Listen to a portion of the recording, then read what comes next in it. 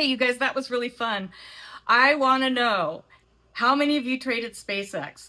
I want to know in the comments. Tell me, because I'm dying to know. First of all, here's what I want you to tell me. I want you to tell me, did you get in at the 135 rate?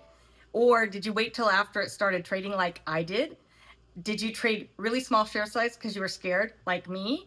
Did you have a hard time getting filled and it kept going up and up and up and you had to keep chasing it like me?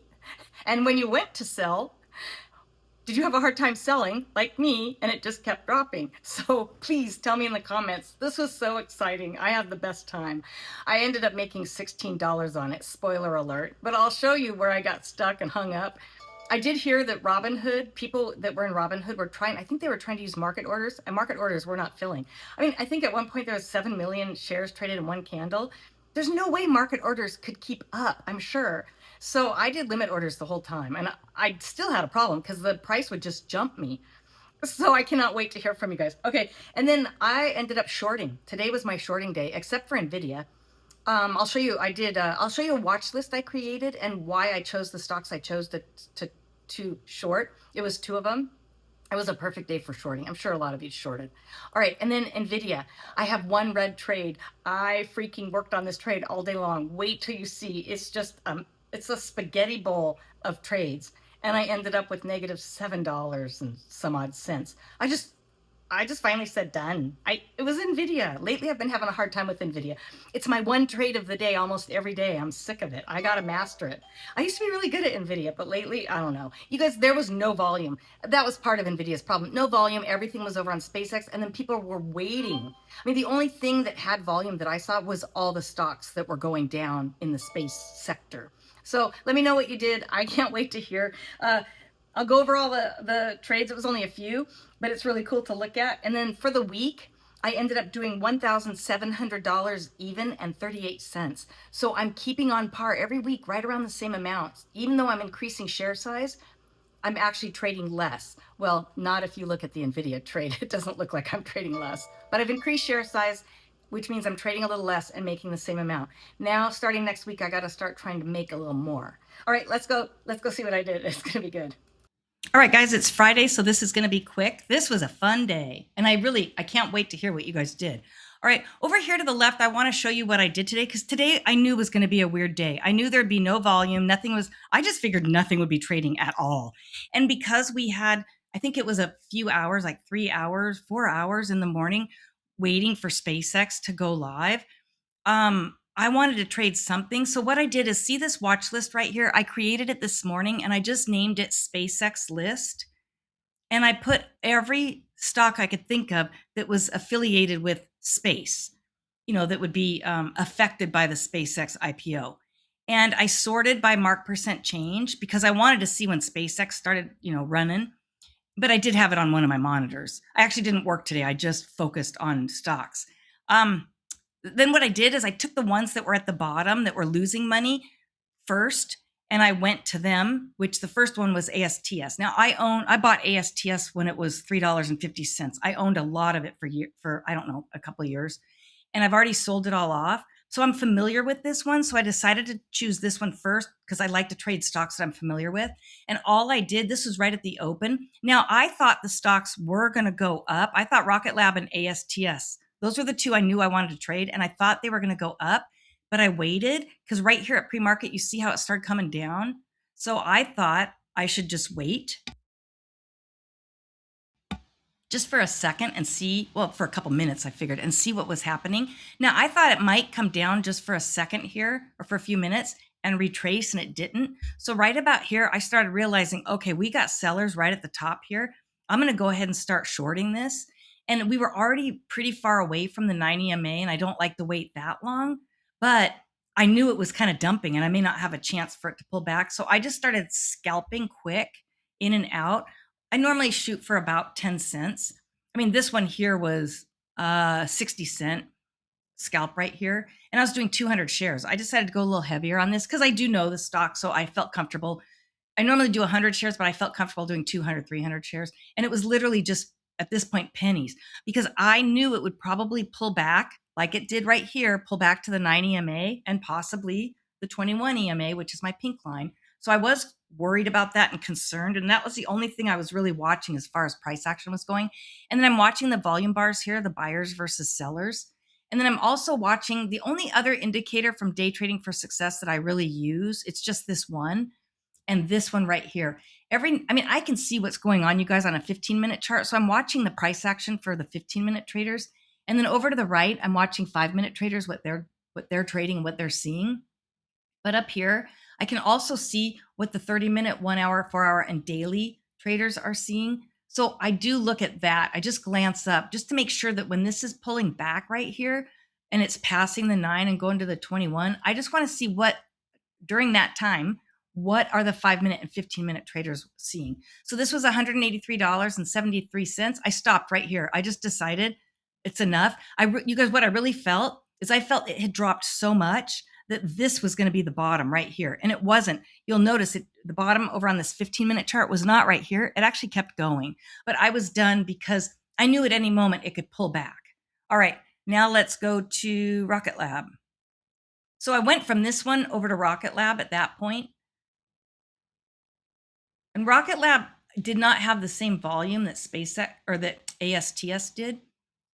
But you'll see right here when this pulled back right here, it was the same chart pattern as ASTS. So I had left that and come over here. And now I'm just doing the same thing. I'm just trading it based off the volume bars and then how it's reacting to the 9 and 21 EMA. I'm not as familiar with this stock. I only traded at earnings. So I did not do as well on this one. I actually took a little drawdown on this because I was up a little more than this. And then I just stopped.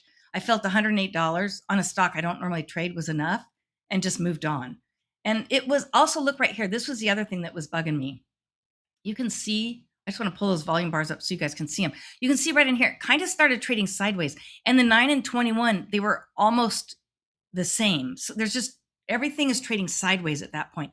That is really hard to trade and I don't need to be in it. So I just stopped. Now I could have kept going. There was more action here, but at this point, now I'm watching for SpaceX. I'm really starting to focus. At this time, I don't think we knew at this point when they were going to trade. It still was unclear. I think they had said at some point on my time on West Coast, it was going to be 8. So I stopped and I started watching it. And then let's go to NVDA. So then I went over to, then they said SpaceX wasn't going to start trading until 10 a.m. my time. So I had NVIDIA on another chart. So I'd periodically just take a couple trades. And I know I was pretty distracted because I was trying to trade those other two and watch for SpaceX, but I can usually make a little money on NVIDIA. However, today was not so good. And you can see I was trading 300, 500 shares. And I know, you guys, it's so embarrassing. This is very embarrassing. Now go back on my videos. You'll see there are days where I do 100, 200 on NVIDIA, but today was not the day. And there was really low volume. So I ended up finally with negative $7. You guys, if you watch my videos, you know I am so freaking stubborn. If I get red, like deep red, like $300, $400, I would stop. And my max daily loss now is about 300. Well, I was nowhere near that. So there's no way I'm going to stop. So I'll just show you here. I did not mark levels. I only had these two really big levels marked right here, and it's a $3 range.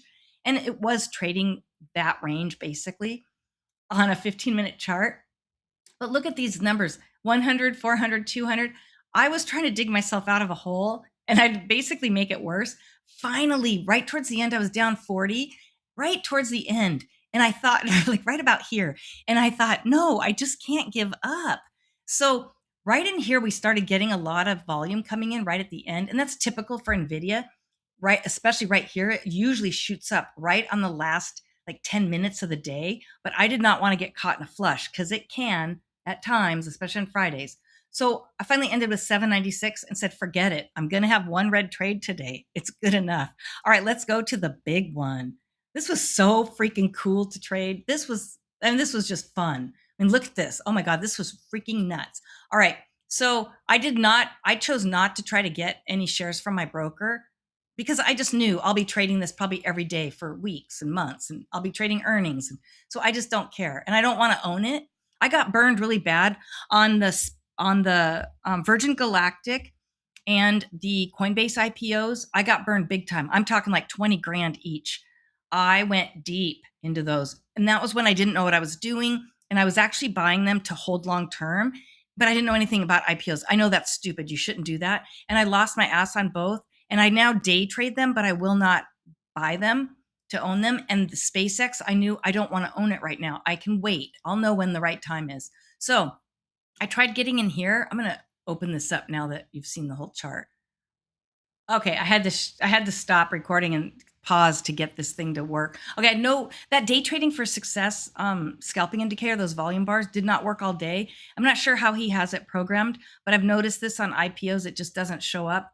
And it might be because he has that gray line in the middle that shows the average over so many days or what the typical volume is. And because it couldn't calculate that, I'm thinking that might be why. So I had no volume bars. I had no support and resistance, prior support and resistance levels.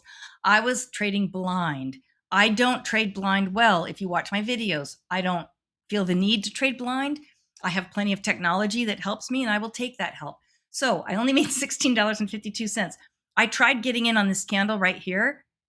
Let's see. Oh, I got in right here, 5 shares. I got that right away. And then I tried getting in here and I couldn't. I tried taking 20 more shares and I didn't get those 20 shares until here. So you can see I was trying here. That's a long ways. Well, by the time I got them, I had to keep closing out, like closing the order, getting back in because I was using limit orders. And so I finally got them here.